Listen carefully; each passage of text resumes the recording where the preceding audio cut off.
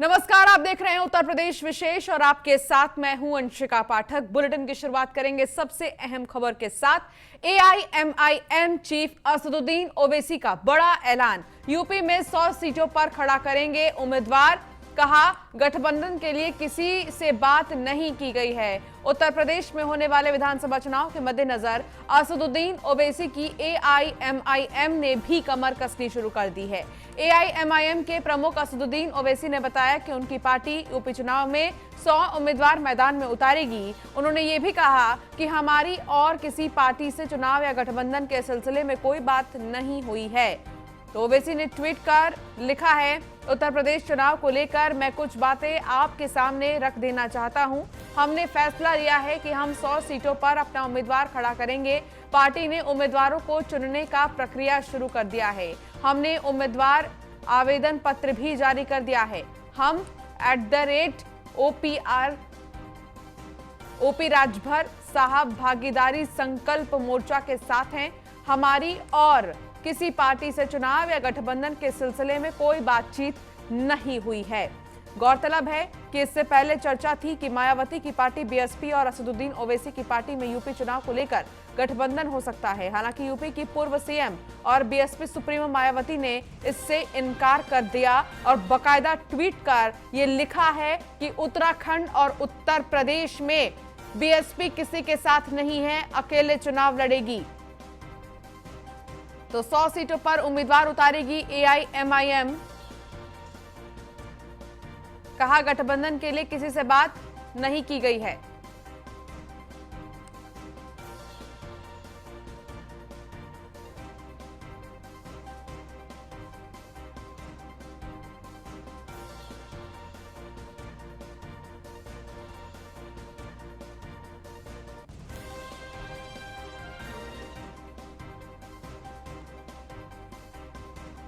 तो 100 सीटों पर उम्मीदवार उतारेगी एआईएमआईएम। इससे पहले बीएसपी सुप्रीमो मायावती ने ट्वीट कर कहा कि वो अकेले चुनाव लड़ेंगी और अब असदुद्दीन ओवैसी भी ये कह रही हैं कि किसी से गठबंधन के लिए बातचीत नहीं हुई है, 100 उम्मीदवारों को वो उतारेंगे। तो एआईएमआईएम चीफ असदुद्दीन ओवैसी का बड़ा ऐलान, यूपी में 100 सीटों पर उम्मीदवार खड़ा करेंगे। कहा, गठबंधन के लिए किसी से बात नहीं हुई है। यूपी विधानसभा चुनाव के लिए एआईएमआईएम ने कमर कस ली है और एआईएमआईएम चीफ असदुद्दीन ओवैसी ने बड़ा ऐलान किया है और कहा है कि यूपी में किसी से भी गठबंधन को लेकर कोई बातचीत नहीं हुई है। 100 उम्मीदवार 100 सीटों पर खड़ा करेंगे।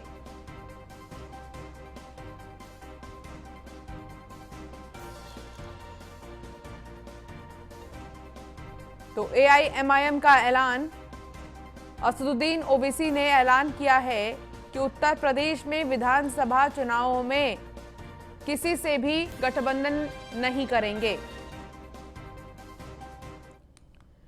तो बीजेपी पर सपा अध्यक्ष अखिलेश यादव ने निशाना साधा है। जिला पंचायत अध्यक्ष के चुनाव को लेकर बोला हमला। जिला पंचायत अध्यक्ष चुनाव में अलोकतांत्रिक तरीका अपनाया गया। जिलों में पंचायत अध्यक्षों के नामांकन अलोकतांत्रिक तरीके से रोके। इस चुनाव में निष्पक्षता और पवित्रता नष्ट हुई है। अखिलेश यादव ने कहा कि ये चुनाव लोकतंत्र की हत्या की साजिश है।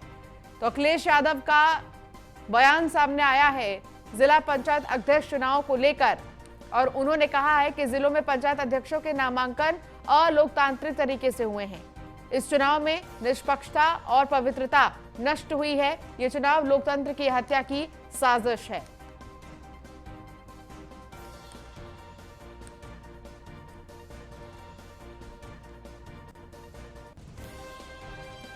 तो बीजेपी पर अखिलेश यादव ने निशाना साधा है और उन्होंने कहा है कि जिस तरीके से ये चुनाव हुए हैं, जिला पंचायत अध्यक्ष के चुनाव, उसमें अलोकतांत्रिकता देखी गई है, जो कि बेहद ही निंदनीय है।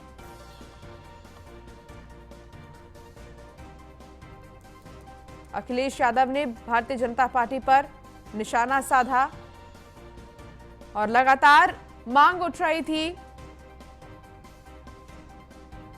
नगमा शेख हमारे संवाददाता हमारे साथ हैं। नगमा, क्या जानकारी मिल रही है? अखिलेश यादव ने बीजेपी पर निशाना साधा है और कहा है कि यह अलोकतांत्रिक है, निष्पक्षता और पवित्रता नष्ट हुई है इस चुनाव में।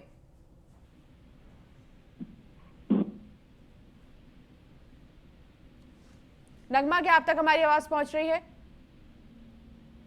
नगमा से संपर्क नहीं हो पा रहा, दोबारा साधने की कोशिश करेंगे। इस बीच आपको बता दें कि बीजेपी पर अखिलेश यादव ने निशाना साधा है। उन्होंने कहा कि जिलों में पंचायत अध्यक्षों के नामांकन अलोकतांत्रिक तरीके से रोके गए। इस चुनाव में निष्पक्षता और पवित्रता नष्ट हुई है।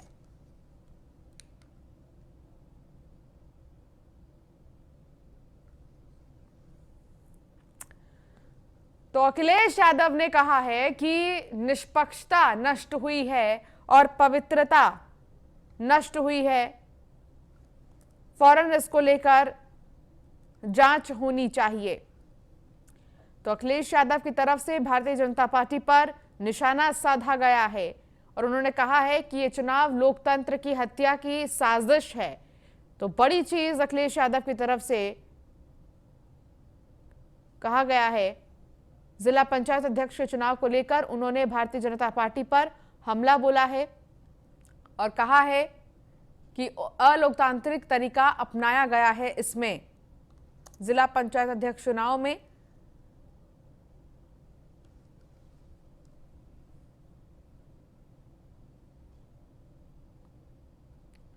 तो उत्तर प्रदेश सरकार में जल शक्ति और कैबिनेट मंत्री डॉक्टर महेंद्र सिंह ने मुरादाबाद में अपने प्रवास के दौरान सर्किट हाउस में कोरोना वायरस की थर्ड वेव की आशंका को लेकर सरकार की तरफ से कोरोना संक्रमण से बच्चों को महफूज रखने के लिए प्रिस्क्रिप्शन के साथ ही मेडिकल किट वितरण कार्यक्रम का शुभारंभ किया है।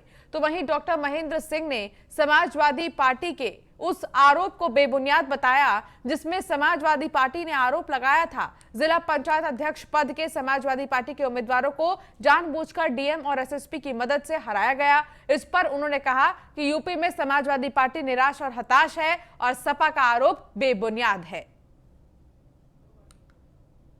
बड़ी बात है कि माननीय प्रधानमंत्री जी के आशीर्वाद, उनकी प्रेरणा और उनके द्वारा भारत सरकार द्वारा चलाई गई जन कल्याणकारी नीतियां और उसको ज़मीन पर उतारने के लिए माननीय मुख्यमंत्री जी का जो संकल्प है और उत्तर प्रदेश की जो जन कल्याणकारी नीतियां हैं उनके सबकी समीक्षा के दृष्टि से ब्लॉक स्तर तक का प्रवास मैं कर रहा हूं। पिछले 3 दिनों से मुरादाबाद के एक ब्लॉक का मैं प्रवास रहा हूं। सभी योजनाओं की मैं समीक्षा कर रहा हूं। बहुत अच्छे ढंग से योजनाओं का लाभ लोगों को मिल रहा है। हम लोग समीक्षा में देख रहे हैं कि जो पात्र छूट गए हों उनको भी उसका लाभ मिले। तो वहीं विश्वकर्मा महासभा के अध्यक्ष ने थामा कांग्रेस का दामन। अशोक कुमार विश्वकर्मा अपने समर्थकों के साथ कांग्रेस में शामिल हुए हैं। कांग्रेस प्रदेश अध्यक्ष अजय कुमार लल्लू की मौजूदगी में वो शामिल हुए हैं। तो विश्वकर्मा महासभा के अध्यक्ष ने थामा कांग्रेस का दामन।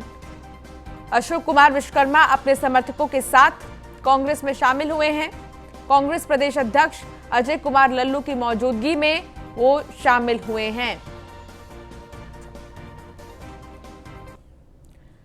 तो वहीं रामनगरी अयोध्या पहुंचे प्रगतिशील समाजवादी पार्टी के अध्यक्ष शिवपाल सिंह यादव ने न्यूज 1 इंडिया से बातचीत में कहा कि वो श्री राम मंदिर बनने के बाद दर्शन के लिए जाएंगे। उन्होंने कहा कि अयोध्या में अभी किसी भी प्रकार का विकास नहीं हुआ है। इस बार के चुनाव को लेकर शिवपाल यादव ने कहा कि यूपी में गैर भाजपा सरकार बनाने जा रहे हैं। हर राजनेता का वो साथ देंगे। देखिए प्रसपा अध्यक्ष से संवाददाता राघवेंद्र शुक्ला की खास बातचीत। अयोध्या हमेशा ही सियासत का अखाड़ा बनी रही है और राजनेताओं ने कई बार अयोध्या के रास्ते विधानसभा की कुर्सी संभाली है। आज हमारे साथ अयोध्या पहुंचे प्रगतिशील समाजवादी पार्टी के नेता शिवपाल यादव जी हैं, जो न कि सिर्फ बड़े एक नेता ही हैं बल्कि एक पार्टी के राष्ट्रीय अध्यक्ष भी है। सर, स्वागत है आपका। क्या कहेंगे, आज आप अयोध्या पहुंचे? देखिए, हम आए थे, भंडारा था एक आश्रम में और परशुराम दास जी के भी यहाँ पर आ गए आश्रम में। तो बस आशीर्वाद ले लिया है, वहाँ भी ले लिया, यहाँ भी लिया है और आशीर्वाद लेकर के बस तैयारियाँ हैं 2022 की। 2022 में क्या भतीजे के साथ चाचा रहेंगे इस बार? देखिए, मैंने एक गैर भाजपावाद का नारा दिया है 1.5 साल 2 साल पहले, तो सबको मेरे साथ आना चाहिए, मेरी बात को मानना चाहिए। और अगर सब लोग पूरा विपक्ष इस तरीके से भाजपा को हटाने के लिए इकट्ठा हो जाए तो बड़ी आसानी से भाजपा यहाँ से हट जाएगी। लेकिन जिस अयोध्या में आज आप आए हुए हैं, अयोध्या में संतों का आप आशीर्वाद भी लिए हैं, कई सारे संत अयोध्या में भाजपा को विकास करने की बात कहते हैं, आप इसे किस नजरिए से देखें? देखिए, 4 साल से ऊपर हो रहे हैं और भाजपा सरकार को 7 साल हो गए मोदी जी को। अभी तक एक भी रोड बनी नहीं है, एक भी रोड नहीं बनी है अयोध्या में। जो भी बनाए थे मैंने बनाए थे। तो इनका विकास का तो ऐसा ही है, मंदिर मस्जिद चलेगा, हाँ, लेकिन अब मंदिर मस्जिद नहीं चलेगा। जितने भी वादे किए थे सब इनके अधूरे निकले, कोई वादा पूरा नहीं किया है। अगर वो तो 1 ही महीने चला लगभग, अगर ये 2-3 महीने चल जाता तो क्या हाल होता। सर, मेरा अगला सवाल है, आप अयोध्या में साधु संतों का आशीर्वाद लिए लेकिन रामलला का दर्शन नहीं किए। इससे पहले भी आप आए थे, रामलला का दर्शन नहीं किए। अब मंदिर बनने दो, हैं, मंदिर बनने दो, करेंगे, हैं। अब तो रामलला बेचारे वैसे ही हैं, हम तो कह रहे जल्दी बने, जल्दी दर्शन करें।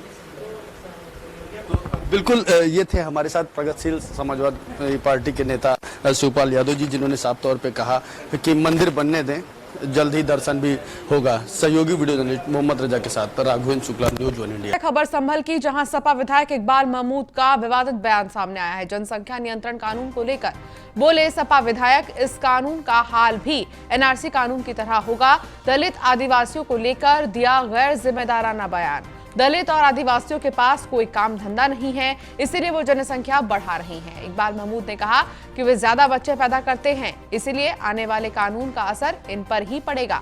इस कानून का असर मुस्लिमों पर नहीं पड़ेगा। हम ये जनसंख्या बढ़ाने वाले, ये दलित लोग, ये बेचारे गरीब लोग, ये हमारे आदिवासी लोग, जिनके पास कुछ काम करने नहीं है, जिनके पास कोई नौकरी नहीं है, जिनके पास फिर रहे हैं आप, तो वो क्या करें? उनके बच्चे बढ़ रहे हैं, कानून तो हम पे असर नहीं पड़ेगा। खबर जौनपुर से, जहां जिला पंचायत अध्यक्ष सीट को लेकर अपना दल का आरोप सामने आया है। अपना दल ने बीजेपी गठबंधन पर बड़ा आरोप लगाया है। प्रेस वार्ता में राष्ट्रीय महासचिव पप्पू माली ने निशाना साधा। बीजेपी संगठन का कोई पदाधिकारी नामांकन के दौरान नहीं आया। पार्टी को जिताने के लिए जिले में सहयोगी नहीं कर रही मदद, बल्कि सदस्यों को भड़काने का काम कर रही है बीजेपी। पप्पू माली ने कहा, पार्टी की रवैया बगावती सुर जैसा दिखाई दे रहा है। बता दें कि जिले में प्रतापगढ़ के पूर्व सांसद हरिवंश सिंह की बहू नीलम सिंह, जो बीजेपी से जिला पंचायत सदस्य थी और अब बगावत करने के बाद फिर से निर्दलीय जिला पंचायत अध्यक्ष के लिए उन्होंने भी नामांकन किया है। अब इस समीकरण में जिले में जिला पंचायत अध्यक्ष सीट को लेकर लड़ाई तगड़ी हो गई है, क्योंकि अपना दल और निर्दलीय प्रत्याशियों के साथ साथ जिले में अन्य पार्टियों ने कमर कस ली है। यहाँ ये अपना दल यह द्वारा ये प्रेस वार्ता आयोजित की गई है। कल 26 तारीख को अपना दल भारतीय जनता पार्टी एनडीए गठबंधन द्वारा अपना दल यश की प्रत्याशी के तौर पर रीता पटेल जी अपना दल और भारतीय जनता पार्टी की प्रत्याशी के तौर पर नामांकन की, और उस नामांकन में भारतीय जनता पार्टी की तरफ से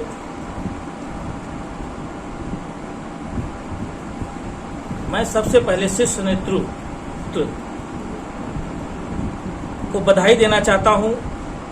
यशस्वी प्रधानमंत्री नरेंद्र मोदी जी को, यशस्वी मुख्यमंत्री योगी जी को, अपने राष्ट्रीय नेता बहन रीता पटेल जी को कि आपने अपना दल यश के लिए जिला पंचायत अध्यक्ष जौनपुर को सीट प्राप्त किया है। और आज 26 तारीख के नामांकन में जो शीर्ष नेतृत्व द्वारा निर्णय लिया गया कि अपना दल यह जिला पंचायत चुनाव लड़ेगा, उस नामांकन में भारतीय जनता पार्टी के माननीय जिलाध्यक्ष, माननीय विधायक, माननीय मंत्री सब नदारद रहे। अपने गठबंधन धर्म का पालन वो लोग नहीं किए हैं।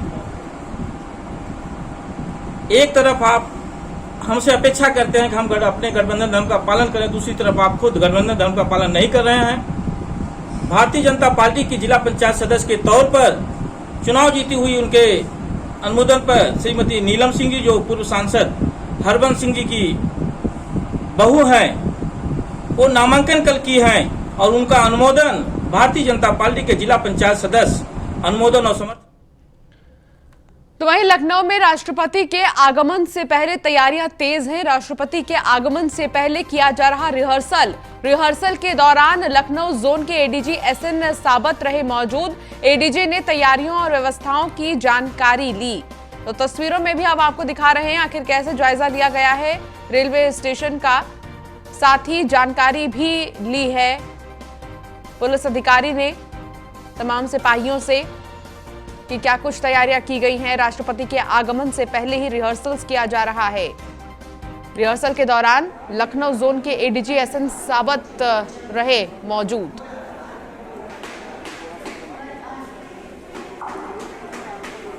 लखनऊ में राष्ट्रपति के आगमन से पहले ही तैयारियां जोरों पर हैं और राष्ट्रपति के आगमन से पहले ही रिहर्सल किया जा रहा है। लखनऊ जोन के एडीजी एसएन साबत मौजूद रहे, तैयारियों और व्यवस्थाओं की उन्होंने जानकारी ली है।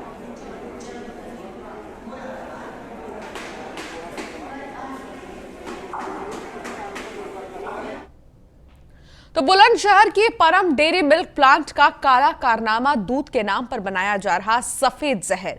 कोलकाता की लैब रिपोर्ट में बड़ा खुलासा हुआ है। जांच में सभी प्रोडक्ट के सैंपल फेल पाए गए हैं। प्लांट में बने मिल्क प्रोडक्ट खाने लायक ही नहीं हैं। कोलकाता की लैब रिपोर्ट में बड़ा खुलासा हुआ है। जांच में सभी प्रोडक्ट के सैंपल फेल पाए गए हैं। प्लांट में बने मिल्क प्रोडक्ट खाने लायक ही नहीं हैं, ये रिपोर्ट कहते हैं। स्थानीय लोगों का बड़ा दावा न्यूज़ 1 इंडिया पर। मिल्क प्रोडक्ट में कास्टिक सोडे का इस्तेमाल होता है। ये कास्टिक सोडा साबुन बनाने में इस्तेमाल किया जाता है। मिल्क प्लांट से दूषित पानी भी निकलता है और ऐसे में आसपास की खेती खराब कर रहा ये मिल्क प्लांट। किसान परेशान हैं। दूषित पानी से बीमारियों का खतरा भी मंडराता है। बुलंदशहर की परम डेयरी मिल्क प्लांट का काला कारनामा सामने आया है, जहां दूध के नाम पर सफेद जहर बनाया जा रहा है।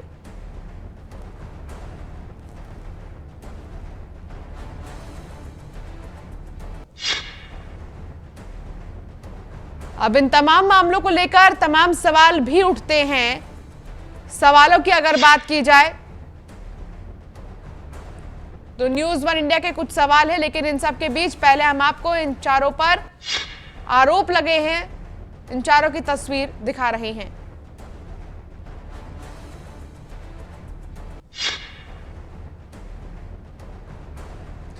कुछ सवाल है न्यूज़ 1 इंडिया के। पहला सवाल कि दूध के नाम पर लोगों की जान से आखिर खिलवाड़ क्यों किया गया है। दूसरा बड़ा सवाल, अब तक क्यों नहीं कोई कार्रवाई की गई। न्यूज़ 1 इंडिया पूछता है। तीसरा सवाल, कार्रवाई नहीं होने के पीछे जिम्मेदार आखिर कौन है, क्यों कार्रवाई नहीं हुई है। चौथा बड़ा सवाल, क्या प्रशासन की मिलीभगत से ये पूरा खेल चल रहा है।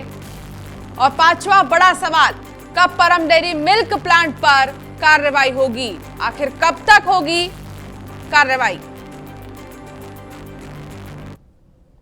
तो मऊ में समाजवादी पार्टी से हटाए गए जिला अध्यक्ष धर्म प्रकाश यादव ने सरकार के तानाशाह होने का आरोप लगाया है। उन्होंने कहा कि पंचायती चुनाव में उनके प्रत्याशी राम नगीना यादव को नामांकन करने से दूर रखा गया। तो वहीं हटाए जाने का कारण पूछे जाने पर पार्टी की प्रक्रिया बताई। जब यह पूछा गया क्या आप हटाए जाने पर दुखी हैं, तो उन्होंने किसी भी प्रकार का अफसोस जाहिर नहीं किया। तो वहीं उन्होंने आगामी चुनाव में बढ़ चढ़कर हिस्सा लेने की बात कही। देखिए खास बातचीत। मऊ जनपद के समाजवादी पार्टी के जिला अध्यक्ष जो कि धर्म प्रकाश यादव के आवास पर हम इस वक्त और इनसे जानेंगे कि क्या जो आज पंचायती चुनाव की तैयारियां चल रही थी, जो जिला पंचायत अध्यक्ष का नामांकन था, उसको लेकर के क्या ऐसा मामला सामने आया, इनसे बात करेंगे जिससे जिला अध्यक्ष को पद से हटाया गया है। धर्म प्रकाश यादव जी हमारे साथ हैं। साहब स्वागत है आपका न्यूज़ इंडिया में। पूरे प्रदेश में जी एक पंचायत का चुनाव चल रहा है। 26 तारीख को नामांकन की तारीख थी, 3 तारीख को मतदान हुई है।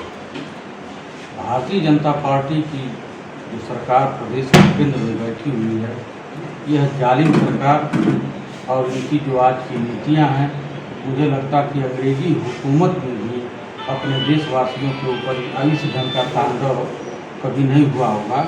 और हम लोग भी इतने दिनों से राजनीति कर रहे हैं, तमाम सरकारें आई और तमाम सरकारें गई, लेकिन जो तांडव कल देखने को मिला वो हम लोग कभी देखे नहीं थे। यानी प्रशासन की दुर्व्यवस्था प्रशासन की दुर्व्यवस्था, उनकी हिटलरशाही जी, उनका तांडव। आखिरकार आपके जो मुखिया हैं माननीय अखिलेश यादव जी क्यों हटाए? क्या ये सब सच्चाई को पता नहीं थी? ऐसी परिस्थितियां, क्योंकि ऐसी परिस्थितियां 11 जनपदों में आई और कई जगह तो नामांकन हुआ, नामांकन के बाद भी पर्चे जबरदस्ती लोग खारिज करने का भी काम किए हैं। तो संज्ञान में, नेतृत्व के संज्ञान में ये चीज़ें आई, जहाँ पर प्रत्याशी का नामांकन नहीं हो पाया था, वहाँ पर 11 जगहों पर हमारे राष्ट्रीय अध्यक्ष जी ने वो कार्रवाई करते हुए अपने अध्यक्ष को पदमुक्त करने का काम। कार्रवाई से आप नाराज हैं सर? बिल्कुल नाराज नहीं है। हमारे राष्ट्रीय अध्यक्ष जी हैं, पार्टी के हमारे राष्ट्रीय अध्यक्ष जी हैं, जैसा उनका आदेश वैसा सिरधार है। यानी कहीं ना कहीं ये साफ है, यानी अध्यक्ष जी थे, ये बता रहे थे आपको सीधे, यानी कि जो बीजेपी है उस बीजेपी ने कहीं ना कहीं से गड़बड़ी की है, जिससे इनको अफसोस है। जब हमने सवाल किया धर्म प्रकाश यादव जी से कि क्या आप दुखी हैं, यानी पार्टी ने आपको हटाया, इससे उन्होंने साफ कहा कि हमें किसी भी प्रकार का दुख नहीं है, किसी भी प्रकार का अफसोस नहीं है, और विधानसभा चुनाव में हम दमखम के साथ जो है कि हिस्सा लेंगे। अर्थात धर्म प्रकाश जी को सपा से हटाए जाने से कोई अफसोस नहीं है, यानी अध्यक्ष पद इनका छीन भी लिया गया है, तभी भी कोई तकलीफ नहीं है। लेकिन बीजेपी पे आरोप मढ़ रहे हैं कि उनकी तानाशाही के चलते हमारे प्रत्याशी का नामांकन नहीं हो पाया। न्यूज़ वन इंडिया के लिए मऊ से प्रदीप। और चलिए इस बुलेटिन में फिलहाल इतना ही। अब बने रहिए न्यूज़ वन इंडिया के साथ। नमस्कार।